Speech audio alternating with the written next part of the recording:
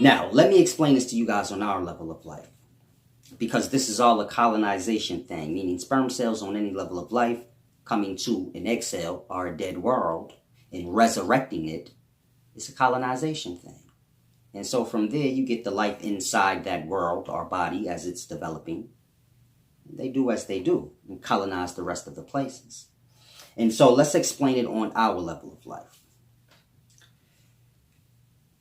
What these red bloods and blue bloods are on our level of life would be your tall white albino and your indigenous men. This being your red men. Now, I want you guys to grasp, I'm not speaking of the colonization you know today, but the beginnings of colonization, the beginnings of a world. So it starts that way. You have your red men or your indigenous men.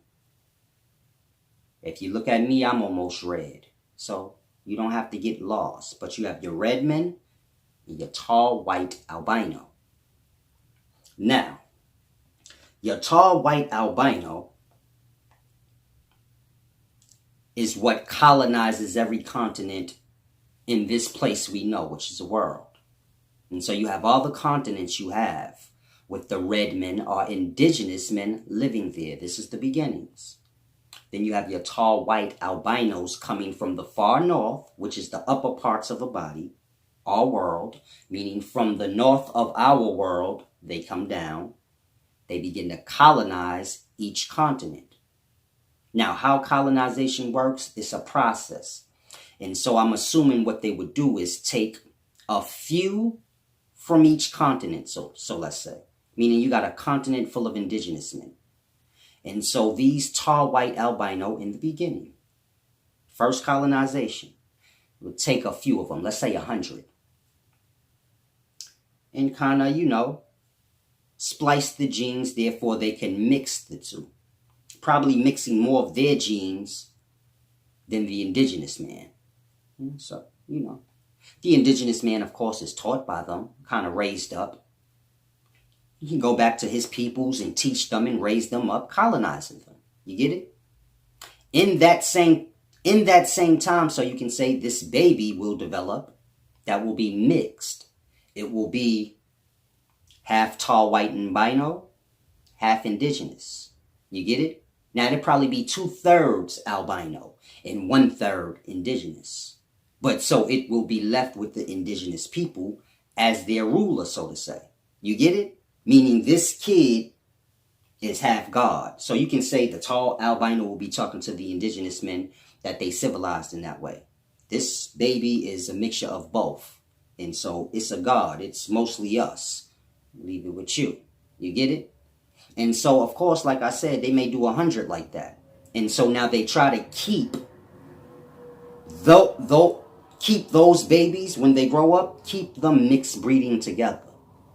Keeping that pure line of tall white albino mixed with red man. And so this is how you get your white people that you know today, from that beginnings. And so now you got your white people, so to say. And so they hold their kingship. This is how you get your royal families and all of that.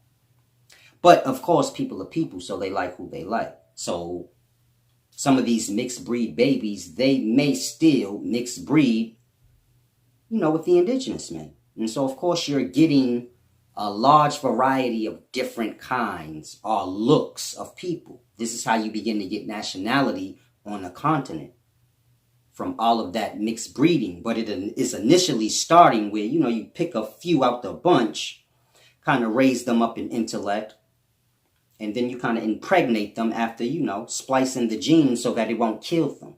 And so now when they have this baby and it's white, you get it? They're knowing like, no, this baby belongs to us indigenous people, but it's white. So it's mixed with you guys. And so it's held in higher status, meaning those tall white albinos, they look at them as gods because they raised them up and conscious. They're not sleeping in trees and stuff no more. They know how to build. You get it? And so they look at them as gods. And so that baby is like, he's half God amongst them. You get it? And so now he kind of raised to be the ruler. And so, of course, you have other mixed babies that they did this with. And so they all kind of come together. making what you would call families. Meaning if this one married that girl, they're both white offspring, of that mixing. They come together, so they have a family line. Others, the same thing. And so you begin to get a lot of different nationalities on a continent, or confusion, which is really not confusion, but it's just your tall white albino mixed breed with your red men or your original indigenous men. And from there you get what y'all read in text like demigod. It's 2/3 God, 1/3 man. Is speaking of that. The 1/3 part being indigenous men, because they are not civilized. The tall white albino, these are your civilized. To the pinnacles of what you can think civilized is. And so when these two merge, you get that in between, which is us. Meaning all the people you see on every continent, whether white or black, are what you would call the demigods. Meaning the mixing of that initial tall white albino and the indigenous man.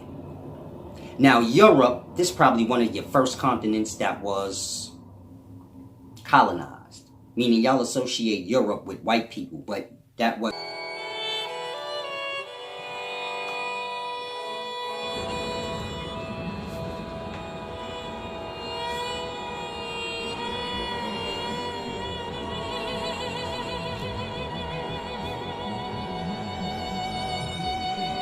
All praises to the horizon. Peace, love.